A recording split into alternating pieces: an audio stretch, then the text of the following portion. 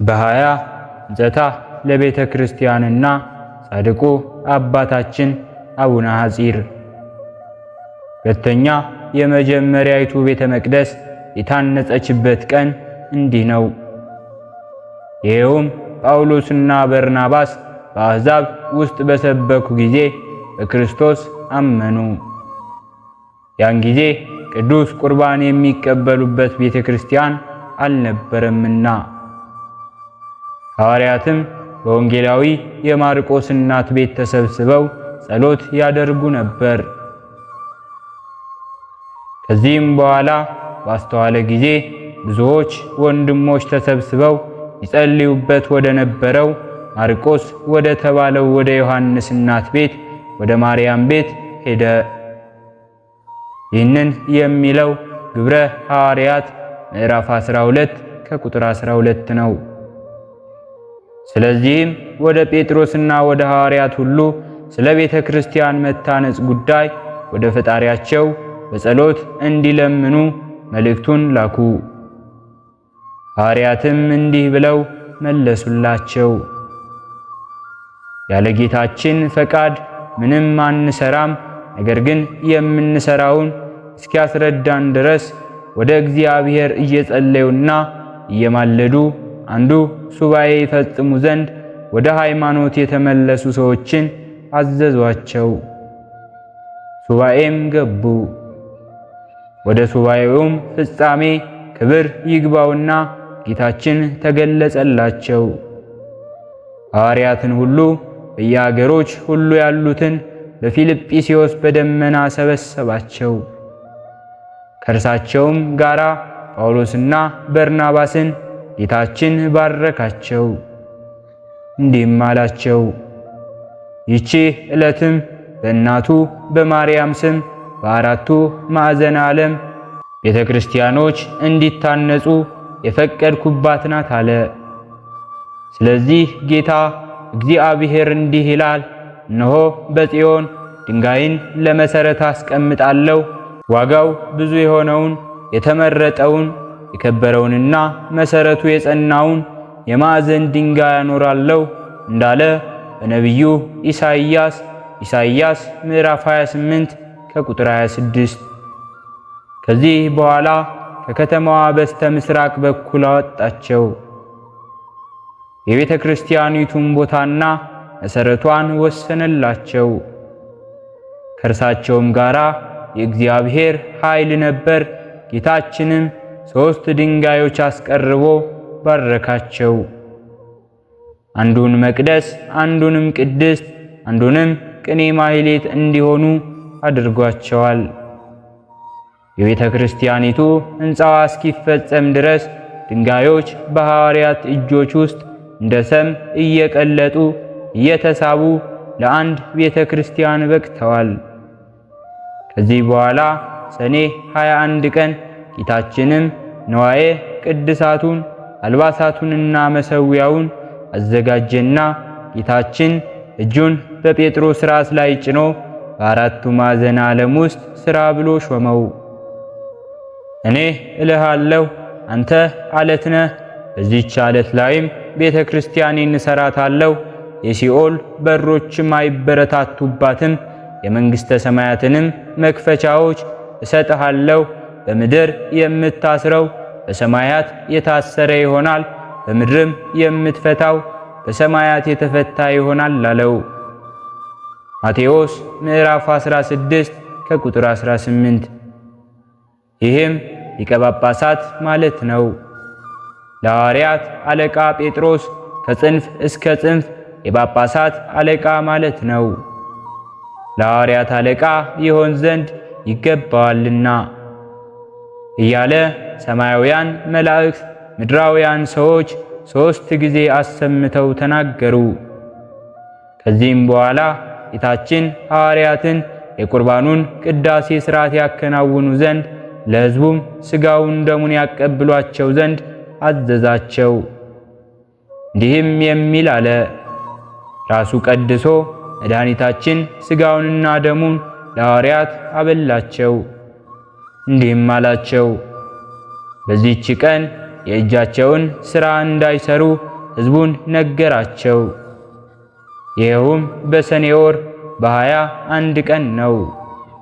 ከዚህም በኋላ መድኃኒታችን ከእርሳቸው ዘንድ በታላቅ ክብር ወደ ሰማያት አረገ። ከዚያችም ቀን ጀምሮ አባቶቻችን ሐዋርያት በዓለሙ ሁሉ ውስጥ አምላክን በወለደች በእመቤታችን ቅድስት ድንግል ማርያም ስም ቤተ ክርስቲያንን የሚያሳንጹ ሆነዋል። ጸሎታቸውና በረከታቸው፣ ረድኤታቸው፣ አማላጅነታቸው ከሁላችን ጋር ትሁን። በሁለተኛነት የምናከብረው በዓላችንም ቅዱስ አክሎግ ሰማዕት ነው። በ20 ቀን ቅዱስ አክሎግ ሰማዕት ወንጌሉ ዘወርቅ የተባለው ሰማዕት ይውላል። ታሪኩም እንደሚከተለው ነው። የዚህም ቅዱስ አባቱ ዲዮስቆሮስ እናቱም አፎሚያ ይባላሉ። እነርሱም በወርቅና በብር በላሞችና በበሮች በበጎችም በፈረሶችም እንዲሁም በግመሎችም እጅግ የከበሩ ናቸው። ነገር ግን ልጅ የላቸውም ነበር። ልጅንም ይሰጣቸው ዘንድ በጾም በጸሎት እግዚአብሔርን ለመኑት። ልመናቸውንም እግዚአብሔር ሰማና ይህን የተባረከ ልጅ አፎሚያ ጸነሰች። በተወለደም ጊዜ ስሙን አክሎግ ብለው ጠሩት። በእግዚአብሔር ዘንድ ጣዕም ያለው ማለት ነው። 8 ዓመትም በሆነው ጊዜ የእግዚአብሔርን ሕግ ይማር ዘንድ ለመምህር ሰጡት። በአንዲትም ቀን ከመምህሩ ዘንድ ወጣ። ወደ ቤቱም ሊሄድ በፈረሱ ተቀምጦ 2 አገልጋዮች እየተከተሉት ሲጓዝ ብዙ ሰዎች ተሰብስበው ሲጮሁ አያቸው። ወደ ሕዝቡም ቀረበ። እናም አንድ እባብ የነከሰው ሕፃን ለሞት ተቃርቦ መካከላቸው ወድቆ አገኘ። የከበረ አክሎግም ይህች ምልክት በስሜ ለሚያምኑት አጋንንትን ያስወጣሉ የሚለውን የወንጌል ቃል በማሰብ እነሆ ጊንጦችንና እባቦችን የጠላትንም ሁሉ ኃይል ትረግጡ ዘንድ ሥልጣንን ሰጠኋችሁ እንዳለ ጌታችን በቅዱስ ወንጌሉ ምዕራፍ 10 ከቁጥር 19። በዚያን ጊዜ የሕፃኑን እጅ ይዞ በእግዚአብሔር ስም በመስቀል አማተበና ሕፃን ሆይ ከዚህ ክፉ እባብ መርዝ ትድን ዘንድ እነግርሃለሁ አለው። ወዲያውኑ ይህ ልጅ ዳነ። ሕዝቡም ይህን ተአምር ባዩ ጊዜ እጅግ አደነቁ፣ እግዚአብሔርንም አመሰገኑት። የዚህች ተአምር ዝናዋ በሀገሩ ሁሉ ተሰማ። ከመምህሩም ዘንድ 12 ዓመት በሆነው ጊዜ የመጻሕፍትን ምስጢር ሁሉ ጠንቅቆ አወቀ። ሁልጊዜም አዘውትሮ ይጾማል፣ እንዲሁም ይጸልያል። ሰዎችም መልካም ተጋድሎውን ባዩ ጊዜ ስለ እርሱ ይጸልይላቸው ዘንድ ቅስና እንዲሾምላቸው ሊቀ ጳጳሱን ለመኑት። ሊቀ ጳጳሱም ወስዶ ሾመው። በሳመውም ጊዜ ለአባ አክሎግ የክህነት ሹመት ይገባዋል እያለ ሲጮህ ሕዝቡም ቃልን ከሰማይ ሰሙ። ሊቀ ጳጳሱና ሕዝቡም እጅግ አደነቁ፣ እግዚአብሔርንም አመሰገኑት። ከጥቂትም ቀን በኋላ ከዲዮቅልጥያኖስ ዘንድ ታላቅ መከራ ሆነ። ምስክርነትም ይሆን ዘንድ እግዚአብሔር አባ አክሎግን ጠራው። አባ አክሎግም እንዲህ አለው፣ ተጋድሎዬን እስክፈጽም ድረስ አድኑኝ፣ ቸር መልአክህንም ላክልኝ። እንዲህ እያለ ለመነው። እግዚአብሔርን በዙሪያዬ ወዳሉ ሰዎች ተመልከት እንዳለ ቅዱስ ዳዊት። የሀገሩ ሰዎችም 340 ያህል ሆነው ተከተሉት። በአንድነትም ሆነው እኛ ክርስቲያን ነን፣ በአብ በወልድ በመንፈስ ቅዱስ ስም እናምናለን እያሉ 3 ጊዜ ጮኹ። ከክርስቶስ ፍቅር ማን ይለየናል? መከራ ነውን? ሐዘን ነውን? ስደት ነውን? ወይስ መራቆት ነውን? ወይስ ጭንቀት ነውን? ሾተል ነውን? እንዳለ ቅዱስ ጳውሎስ። ወደ ሮሜ ሰዎች ምዕራፍ 8 ከቁጥር 35። የንጉሡ ሰራዊት አለቃም ሰምቶ እዚያ ተቆጣ። አባ አክሎግን ጽኑ ስቃይ አሰቃየው፣ ከእሳት ምድጃ ውስጥም ጨመረው። ከእግዚአብሔር የታዘዘ መልአክም መጥቶ እሳቱን እንደ ቀዝቃዛ ውሃ አደረገው። በራሳችን ላይ ሰውን አስጫንክ፣ በእሳትና በውሃ መካከል አሳለፍ፣ ወደ ዕረፍትም አወጣህን እንዳለ ቅዱስ ዳዊት በመዝሙሩ መዝሙር 65 ከቁጥር 12። አባ አክሎግም ከእሳቱ መካከል ቆሞ ጸለየ። መኮንኑም 340ውን ለአማልክት ስገዱ አላቸው። ከእግዚአብሔር በቀር ለአማልክት አንሰግድም አሉት። አሕዛብ ጣዖቱን በብርና በወርቅ ይለብጡታል፣ እንዳይናወጥም በችንካርና በመዶሻ ይቸነክሩታል። እንደተቀረጸ ብር ምስልም ናቸው። እነርሱም አይናገሩም፣ እንዲሁም መራመድም አይቻላቸውምና ክፉ መስራትም መልካም መስራትም አይቻላቸውምና አትፍሯቸው እንዳለ ነቢዩ ኤርምያስ ምዕራፍ 10 ከቁጥር 4። እሳቸውንም በሰይፍ አስቆረጣቸው፣ የሰማዕትነትንም አክሊል ተቀበሉ። ከዚህ በኋላ የመኮንኑ የአርያኖስ ልጅ ሞተበትና አዘነ። አባ አክሎግም ፈጣሪውን ለምኜ ልጅክን ባድንልህ ምን ታደርግልኛለህ አለው። መኮንኑም 100 አለቃ እንድትሆን እሾምሃለሁ አለው። አባ አክሎግም ይህን አልሻም፣ አሰቃይተህ ገለህ ሥጋዬን ወደ ሀገሬ እንድትልክልኝ ማልልኝ አለው። መኮንኑም ማለለት። ያን ጊዜ አባ አክሎግ ወደ እግዚአብሔር ጸለየና በመስቀል ምልክት በሕፃኑ ላይ አማተበ። ሕፃኑም ፈጥኖ ተነሳ። አሕዛብም ይህን ተአምር አይተው ሁሉም በቅዱስ አክሎግ አምላክ እናምናለን አሉ። መኮንኑም ያመኑትን አሕዛብን ከነጎድጓድ እሳት አስጨምሮ አስፈጃቸው። ሰማዕትነታቸውን ፈጽመው አረፉ። ከዚህ በኋላ መኮንኑ አባ አክሎግን ጽኑ ስቃይ አሰቃይተው ወደ ሀገሩ ወስደው በሰይፍ ቆርጠው እንዲገሉት መኮንኑ አዘዘ። አባ አክሎግም ይህን በሰማ ጊዜ ተደሰተ። ቆሞም ጸለየ።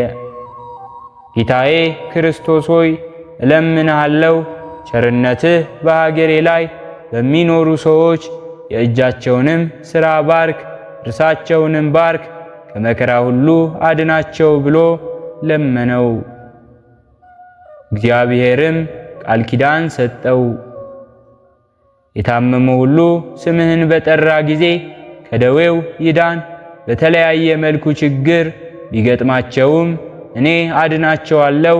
ልጁንም በስምህ የሚሰይመውን ከመቅሰፍት ሰውሬ በበጎ አስተዳደግ አሳድገዋለሁ። ከክፉ ነገር ምሰውረዋለሁ፣ እጠብቀውም አለው። በስምህም በጎ ነገር የሚያደርግ ሁሉ ኃጢአቱን ይቅር እለዋለሁ። ተክል ተክሎ አዝመራ ዘርቶ በስምህ የሚለምንህን እባርክለታለሁ፣ ፍሬውንም አበዛለታለሁ አለው።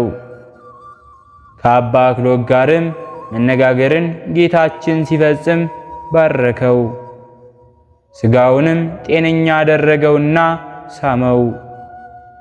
አባ አክሎግም እየተመለከተ ጌታችን ወደ ሰማይ አረገ። ከዚህ በኋላ ወደ ወታደሮች ተመልሶ የታዘዛችሁትን ፈጽሙ አላቸው። ወታደሮቹም አንገቱን ቆርጠውት ተጋድሎውን ፈጸመ። እኔ ፈጽሜ ግዳጄን ጨርሻለሁ፣ የማርፍበት ዕድሜም ደርሷል። መልካሙን ገድል ተጋድያለሁ፣ ሩጫዬንም ጨርሻለሁ።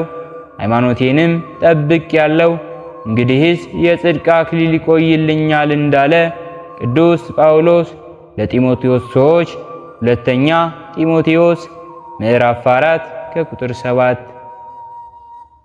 መላእክተ ብርሃን ነፍሱን እየዘመሩ አሳረጓት።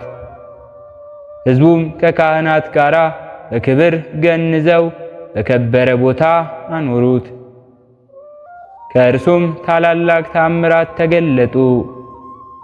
የአባታችን የቅዱስ አቡነ አክሎግ በረከታቸው፣ ረድኤታቸው፣ አማላጅነታቸው ከሁላችን ጋር ትሁን።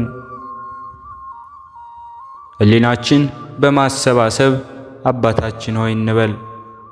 አባታችን ሆይ በሰማያት የምትኖር፣ ስምህ ይቀደስ፣ መንግሥትህ ትምጣ፣ ፈቃድህ በሰማይ እንደሆነች እንዲሁም በምድር ላይ ትሁን። የዕለት እንጀራችንን ስጠን ዛሬ፣ በደላችንንም ይቅር በለን እኛም የበደልነውን ይቅር እንደምንል፣ አቤቱ ወደ ፈተናም አታግባን ከክፉ ሁሉ አድነን እንጂ መንግሥት ያንተ ናትና ኃይል፣ ክብር፣ ምስጋና ለዘላለሙ አሜን። እመቤታችን ቅድስት ድንግል ማርያም ሆይ በመልአኩ በቅዱስ ገብርኤል ሰላምታ ሰላም እንልሻለን። በሐሳብሽ ድንግል ነሽ፣ በሥጋሽም ድንግል ነሽ። አሸናፊ እግዚአብሔር እናት ሆይ ሰላምታ ላንቺ ይገባሻል። ከሴቶች ሁሉ ተለይተሽ አንቺ የተባረክሽ ነሽ፣ የማኅፀንሽን ፍሬ የተባረከ ነው።